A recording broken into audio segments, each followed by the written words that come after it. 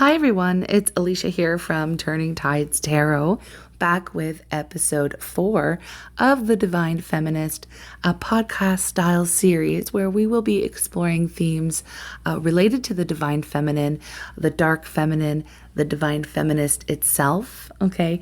And as these, episodes unfold here, it is a continuing journey.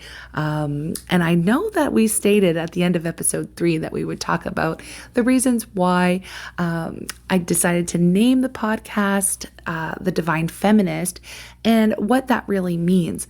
But I realized when I was coming in to record today, I realized, I think we need to speak a little bit more about the dark feminine, just to get a very clear understanding of what it means to be in dark feminine energy. And in this particular episode, I really want to focus on debunking some of the myths that are out there surrounding dark feminine energy in general, because I feel it's really important that we have a very clear understanding of the energy itself and its powers and why it is so important for us to embody aspects of not only the dark feminine, but the light as well. So let's just dive into it because, dark feminine energy is often misunderstood, and that's partly because of its association with qualities that challenge traditional norms around femininity, right?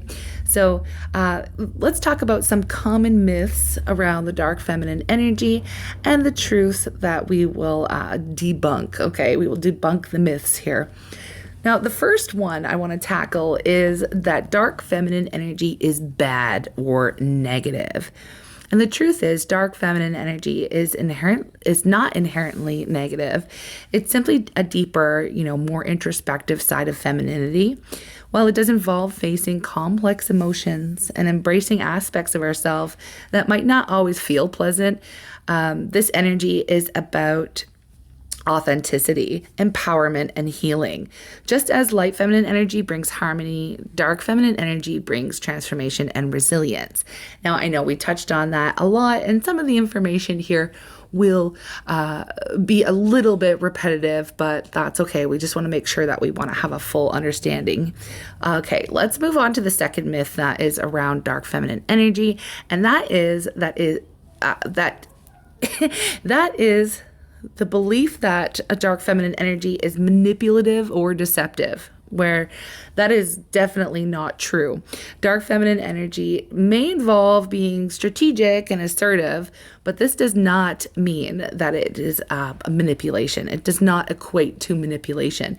In its healthy form, dark feminine energy is about knowing and asserting your needs, being intentional, and understanding personal power in relationships. Dark feminine energy, it really encourages you to honor your inner wisdom and stand firm in your boundaries, which can sometimes be mistaken for manipulation in a society that doesn't always value assertiveness in women, okay? So let's move on. We will talk more about society and all of the things as this podcast evolves, okay? Myth number 3. Embracing dark feminine energy means rejecting light qualities.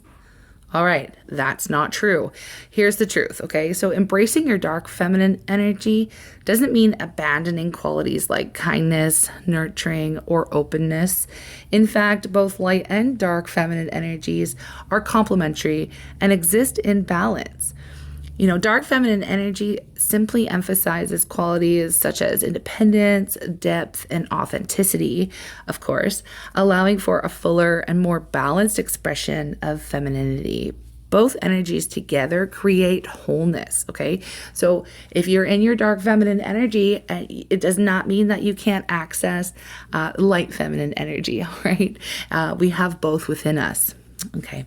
Myth number 4. The dark feminine energy is inherently sexual or promiscuous. Here's the truth.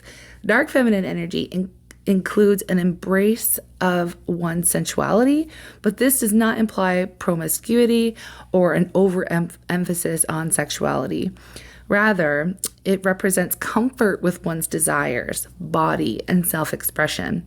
It's about owning your sensuality in a way that feels authentic and empowering, whether or not it involves romantic relationships, or even overt sexuality at all. It's just being comfortable with who you are, your body, your desires. Myth number 5.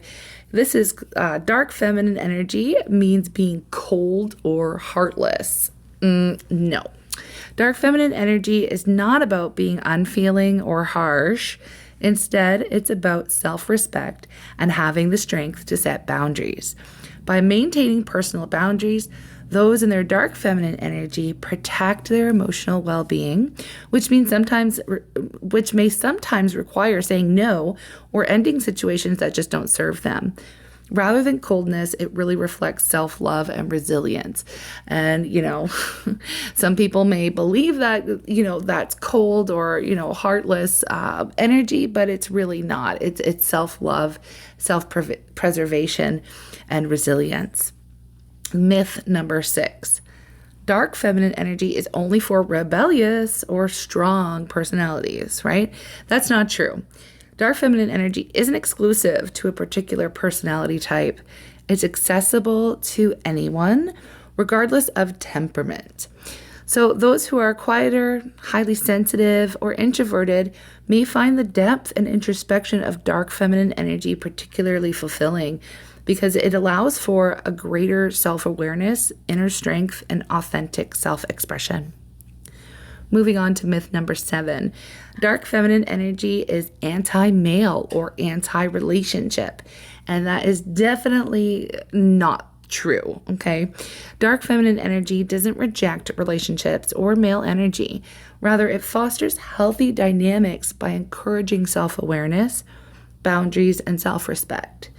Those who embody dark feminine energy are often more selective about who they let into their lives, which can lead to more balanced, fulfilling relationships that honor both parties' needs and boundaries, okay? So it's not a bad thing for relationships, and it's definitely not anti-men. Dark feminine energy, that's not what it's all about. All right, let's move on to myth number 8, which is embracing feminine energy means embracing negativity. No. Dark feminine energy is about acknowledging all parts of oneself, even the difficult emotions and experiences. It encourages people to work through and heal from these parts rather than repressing them. So this process can be deeply positive and transformative, helping to bring a greater sense of peace and wholeness over time. Myth number 9, let's get into it. Dark feminine energy is incompatible with spirituality. Nope. In fact, many spiritual practices embrace concepts that align with dark feminine energy, such as shadow work, inner healing, and transformation. Dark feminine energy encourages individuals to connect with their inner wisdom and intuition, fostering a deeply personal form of spiritual growth that embraces authenticity and emotional depth. Okay, so there is the 9 myths that I could think of surrounding, the topic of dark feminine energy and misconceptions that are out there. I'm really hoping that by debunking these myths, it becomes really clear that dark feminine energy is powerful and valuable and a wonderful aspect of femininity that fosters inner strength, authenticity, and transformation.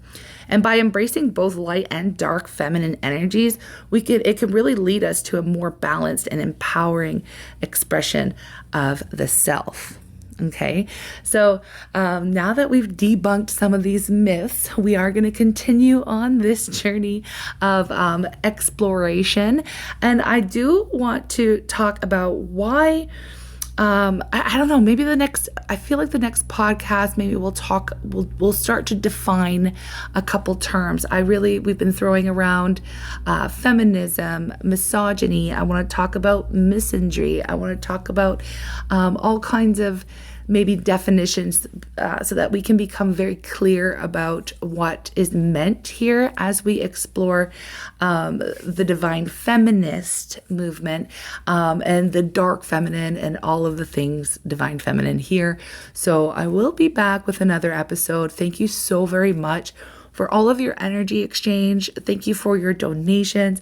Thank you for being here with me, listening and just learning. Let's learn together. Let's grow together. Thank you for supporting one another. It really means the world to me. And this series is bringing me so much joy. So yeah, just thank you. I'm grateful you're here with me. And yeah, I'm really looking forward to the next episode. If you're new, all you have to do is hit that subscribe button, okay, on YouTube. Right now, it's only being published to YouTube. I will perhaps upload to another platform when I have time, and who knows when that's going to be. But anyway, this is it for now, folks. Thank you so very much, and I will, speak to you in the next episode. Take care and have a blessed day.